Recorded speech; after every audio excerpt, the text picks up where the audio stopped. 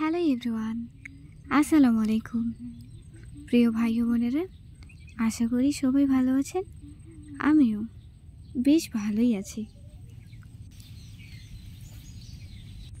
সজনে পাতার সবুজ বাহারি রঙে, সূর্যের মৃদু আলো আর কালো মেঘের ছায়ায়, এমনকি করলা ফুল ও সবুজ পাতার সৌন্দর্যে সকাল একেবারে মুখরিত। এমন শান্ত পরিবেশে আমিও ভাবলাম ভিন্ন স্বাদের কিছু একটা রান্না করি। তাই উঠোনে থাকা কাঁঠাল গাছ থেকে একটা কাঁচা কাঁঠাল কেটে নিয়ে আসলাম। গ্রাম্য ভাষায় যেটাকে আমরা এঁচড় বলে থাকি। আর আজ আমি মায়ের শেখানো নিয়মে এই এঁচড়টি রান্না করব। চলুন তবে রান্নাটি দেখে আসি। দেখতে যত সহজ, কাটতে কিন্তু ততটাই ধৈর্যের খেলা। হাতে তেল, বটিতে তেল, তবুও ওই রাবারের মতো আঁশগুলো একটু কাটে তো আর একটু আটকে যায়। বসে ভাবি, এই কাটাকুটির মাঝেই তো লুকানো আছে রান্নার আসল মজা।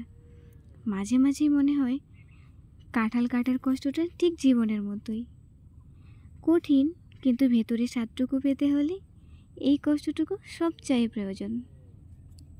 আমার কাঁঠাল কেটে নেওয়া শেষ হয়ে আসছে। এটা আমি এখন সিদ্ধ করতে বসিয়ে দেব।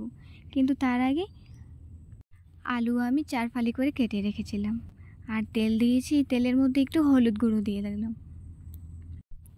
এই তেলে এখন সমস্ত আলু ভেজে নেব। খুব বেশি ভাজবো না, 70% মতো ভেজে নেব। এই যে আমার এঁচড়গুলো সিদ্ধ হয়ে আসতেছে, আর এর মধ্যে আমার আলুও ভেজে নেওয়া হয়ে গেছে। এই সিদ্ধ হওয়া কাঁঠালটা আমি বেশ মতো করে এরকম 4 ফালি করে কেটে নিয়েছি। আপনারা দেখতেই পাচ্ছেন, এরকম করে আপনারাও কেটে নেবেন। আবারও আমি তেল দিয়েছি। তেলের মধ্যে হলুদ গুঁড়ো দিয়ে তেলটাকে সুন্দর মতো করে রং করে নিলাম।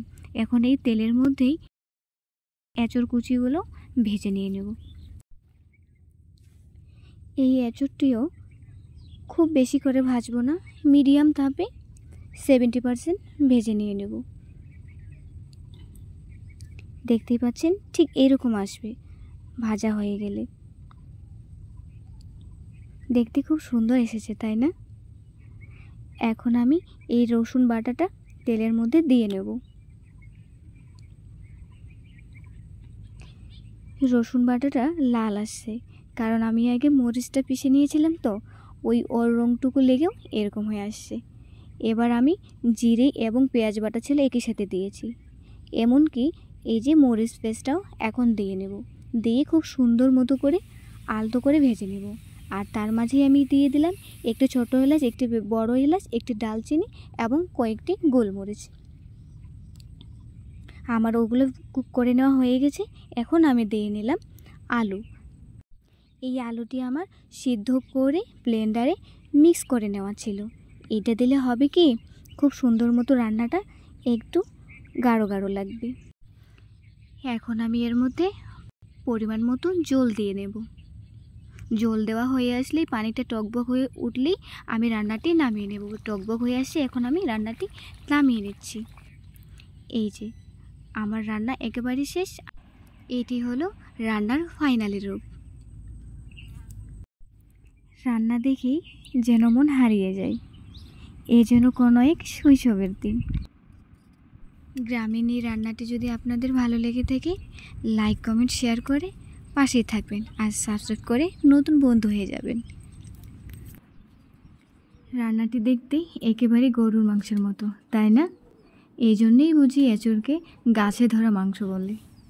এই রান্নার সাথে একটা কাঁচামরিচ, 2 ফালি টমেটো, 1 ফালি লেবু যদি থাকে, তবে আর কি চাই গ্রাম বাংলার প্রেমে পড়তে।